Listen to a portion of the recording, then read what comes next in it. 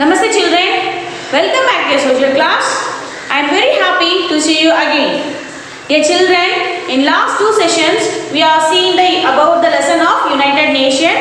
From the United Nations we are seeing about the world wars and then the formation of the United States and the aim of the United States and the principle of United States and the structure of United States. Today we are going to see about the special agencies of the United States. Dear children, in last session we have seen some information, isn't it? So it is about the special agencies of United States. So there are how many agencies are there? Yes, there are 15 agencies. But in that session, in last session we have seen only 8, isn't it? So in this session we are going to see the remaining 7. Okay? So there are 15 agencies. We have seen up to 8. Now in today's session we are going to see the remaining. So the 9th agency is ITU, that is the International Telecommunication Union. So it works to coordinate the telecommunication operation and services throughout the world. And the 10th one is UNWTO, that is it works for the development of tourism, okay, world tourism. And the 11th one is UNICEF, that is United Nations Children's Fund. So it works for protection for children, health and well-being. And then 12th is UNDP. So it works for focuses on poverty reduction and it stands for United Nations Development Program. And the 13th one is IFAD, that is International Fund for Agricultural Development.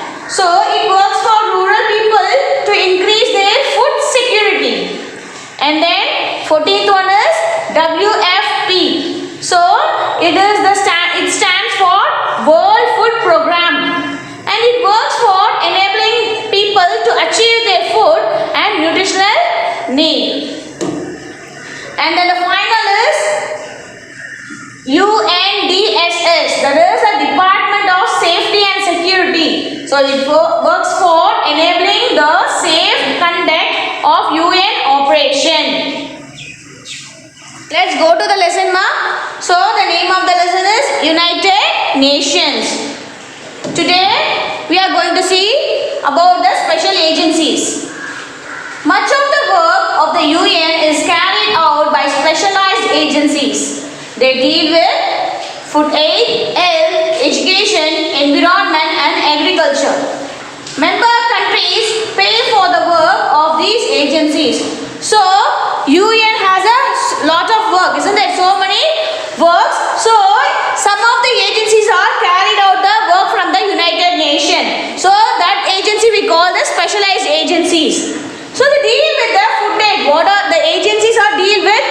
The departments are food aid, health, education, environment and agriculture. There are 193 members are membered in the United Nations. Have to pay the money for these agencies who are worked under the United Nations. And then the richer a nation is, the more it's paid. Let us look at the aims and programs of some of these agencies. So the richer nation like United States or United Kingdom, and then some of the 5 permanent members are in that United Nations now. So they have to pay more money compared to other countries. And now let us see the aims and programs of these agencies. First, we are going to see the United Nations Children's Fund. So children's fund, from this you can recognize that it is work only for children. UNICEF is responsible for the welfare of children all over the world. It conducts a program especially in developing countries to ensure that the food, health and educational needs of the children met. So it plays a major role for the children's welfare. And this agency plays a major role for the children's welfare and all over the world. And it conducts some of the programs especially for in developing countries like India or so on. And to make sure that the food, health and education needs of the children are met. And then next one is United Nations Educational, Scientific and Cultural Organization. So UNESCO was established by the UN in 1946. So it was established, it was accepted or confirmed by the UN in 1946. And the main aim is to encourage the nations to work together in the area of education, science and culture. The UNESCO educates the people about the health and farming method, spreading scientific knowledge, teacher training and culture exchange of students and the teacher between the countries. So in this department is giving a more efficient training to the health, farming method, spreading scientific knowledge and teacher training and the culture exchange, and also what he is doing now, culture exchange of students and the teacher between the countries. And then next let us see about the World Health Organization, that is WHO. WHO was established in 1948. It was accepted or confirmed in the year of 1948. Its aim is to improve the health of the people worldwide. So it improves its aim, it's a goal. The goal of the World Health Organization is to improve the health of the people in the worldwide. And it provides help and training for the health workers to fight against the diseases such as malaria, tuberculosis and AIDS. So they are giving the training for the health workers like doctor and then nurses. So they are giving the special training to fight against the diseases such as malaria, tuberculosis and AIDS. And it promotes the research in health and medicines. It also provides the information about the outbreaks of the epidemic. So epidemic means infection diseases. So that like a pandemic diseases. So it giving some of the informations of the pandemic diseases, how to prevent. And then next agency is Food and Agriculture Organization, that is FAO. The main aim of the FAO is freedom from hunger. So the goal of the FAO is freedom from the hunger. For every human in the world, it helps a nation to increase the food production. So it helps the nation, it helps the members of the United Nations to produce the food. Okay, and then it provides them with the help in getting a better seed, controlling crop and animal diseases, improving irrigations, conserving soil and forest, etc. And it of the food shortages and arranges for the food for the people who are suffering during the shortage period. So it is the aim of the FAO is to prevent the hunger, that is freedom from the hunger. And next we are going to see the International Labour Organization, that is ILO. The aim of the ILO is to improve the working condition and living standards of the working class. So the aim, the goal of the ILO is to improve the working condition of the all living standards. Okay, and then now we are going to see the achievements of the UN. So what are the achievements was done by the UN, United Nations. The United Nations has tried to prevent the tension or war between the countries. It has been largely successful in its effort. So the United Nations are trying to prevent the war between the two countries, and also it has been largely successful in its effort. The war between India and Pakistan, Iran and Iraq, Israel and Palestine, North and South Korea, and the many other were not allowed to grow bigger, mainly because of the efforts of United Nations. So the war between the India and Pakistan and Iran and Iraq, Israel and Palestine, and then North and South Korea. So it involves the United Nations involves between the country and make them to stop the war. Okay, and then the UN has also played an important part in the armed control, especially in preventing the the use of nuclear weapons. So the armed control means the military. Okay, so the United also played a significant part of the armed control, especially preventing the nuclear weapons. So the United Nations make the country to not at all use the nuclear weapon, because the nuclear weapon will demolish the full country. They will destroy all destruction. It will happen very largely. And then the UN has been very successful in fight against the poverty, diseases and illiteracy. It also achieved success in improving the culture, cooperation among the countries. So it has been very successful in fight against the poverty and many other departments like diseases and illiteracy. And then, however, the people in the developing world feel that the UN does not understand the problem of developing nations very well. So, however, the people in the other nations, that is, in other countries, they are talking that they are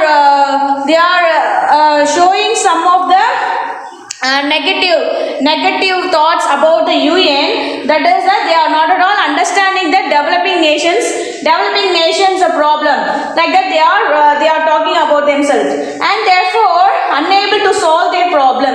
It could not prevent the invasion of Iraq by the American-led armed forces in 2003, not put an end to the war in Darfur and Sudan. So even it has happened, the war between the America and Iraq, the United Nations are involved, but the war is not at all stopped. It happened there. So in the 2003. And then some people have also questioned the veto power enjoyed by the 5 permanent members of the UN. So the veto power is some of the decision which is taken by the United Nations is only favor for the 5 members are there now. That is the United Nations, China, and then some the 5 members are permanent members in the United Nations. They only enjoying the decision which was taken by the United Nations. And then next, India's contribution to the United Nations. So how India's contribution to the United Nations gives to the United Nations. India has been a member of the United Nations since it was formed in 1945. So the United Nations, India was the member on the year of 1945 in the United Nations. It has always stood for the peace and played an important role in the UN's effort of the world peace. And also India always stood to the favor for the United Nations to stand for the peace and play the important role. Okay, and then some of the main achievements and the efforts of the India are follows. So some of the achievements to the United Nations by the India done are: Indian armed forces have been used as peacekeeping forces in the Middle East, Cyprus and the Democratic Republic of Congo and Sudan. So India armed force means what? The India military, which was used by the United Nations, we called as the peacekeeping forces. It was sent to the countries like Middle East, Cyprus and the Democratic Republic of Congo and Sudan. And then India is not a permanent member of the UN Security Council. However, India has been elected several times for a seat in the Security Council. For example, during 1984 to 85 and 1991 to 92. Though it was not a permanent member in the United Nations, India. But India has been elected several times for a seat in a Security Council in the year of 1984 to 85 and 1991 to 92. And then India played a prominent role in the putting forward the concern of developing countries at the United Nations. So India played a prominent, important role, a major role to putting forward to concern. Concern means what? So favor of the developing countries at the United Nations. And then India actively opposed the policy of considering the blacks as inferior to whites in South Africa. This policy was known as Apathy. Finally, due to the pressure of United Nations and the countries like India, apartheid was abolished in the South Africa. India established relations with the South Africa only after this. So India is actively opposed, so strictly oppose the policy considering. So something has happened in the South Africa, that is black as inferior to the white. So black inferior means what? Low status. Okay, so they are considering that the black is very low status than compared to the white. They in that situation we called as a apartheid. So finally the pressure of United Nations and the countries like the United Nations, all members are the United Nations, no? So they are showing the disadvantages and to the South Africa to demolish the apartheid and abolish the apartheid. And the India established relation after this only. The India established the relationship good relationship with the South Africa. Okay. Then many Indians are working in the United Nations agencies. India has also received the help from time to time from the agencies for development and programs. So even today also the United Nations are showing a lot of favors to the to developing the country like India, and also again we are receiving a more help from time to time from the agencies to develop the programs, to develop our India. Children, we come to the end of the lesson. I hope you have enjoyed the lesson thoroughly. Thank you, children.